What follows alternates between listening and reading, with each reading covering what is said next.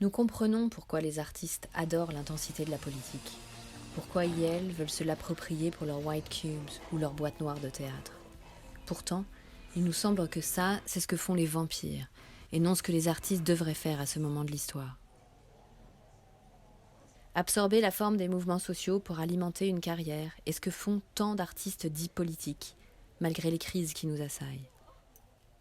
Tant de créativité est jetée dans l'élaboration de 20 miroirs de ce monde mourant, plutôt que dans la construction de moyens de résister et de créer d'autres mondes. Nous vivons une époque où il est plus facile d'imaginer l'effondrement de la vie telle que nous la connaissons que de réinventer des façons justes de vivre ensemble.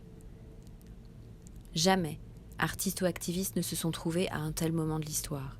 Et pourtant, notre culture continue de tourner le dos à la vie. Le business as usual règne, surtout dans les musées et les théâtres de la métropole. Mais le meilleur terme n'est sans doute pas vampire, car les vampires n'ont pas le choix. Les artistes l'ont. Peut-être devrions-nous nommer ces pratiques art extractiviste.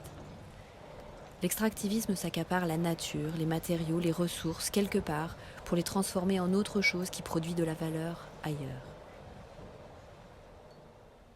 Et cette valeur est toujours plus importante que la continuation de la vie des communautés dont la richesse est extraite.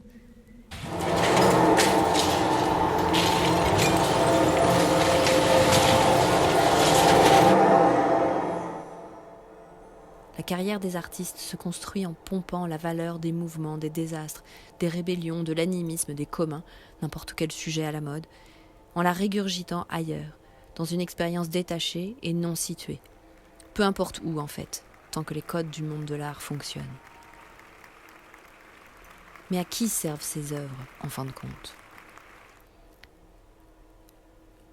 Le groupe d'experts intergouvernemental sur l'évolution du climat, les scientifiques de l'ONU, pas exactement connus pour leur esprit révolutionnaire, a écrit en 2018 que si nous voulons éviter le pire de la catastrophe, il nous restait 12 ans pour des changements rapides, profonds et sans précédent dans tous les aspects de la société. Nous devons révolutionner tant de choses dans notre existence, et vite. Cela doit comprendre l'art. Pourquoi faire une installation sur les réfugiés bloqués à la frontière alors que l'on peut co-concevoir des outils pour couper les barrières ? Pourquoi faire une performance sur la dictature de la finance alors que l'on peut inventer de nouveaux moyens d'échange sans argent ?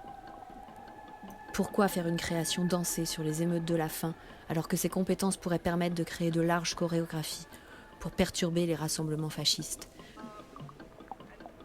Pourquoi recréer une assemblée sur une scène de théâtre et en faire un spectacle, plutôt que concevoir des moyens de prendre des décisions collectives pour que les mouvements sociaux soient plus résilients ?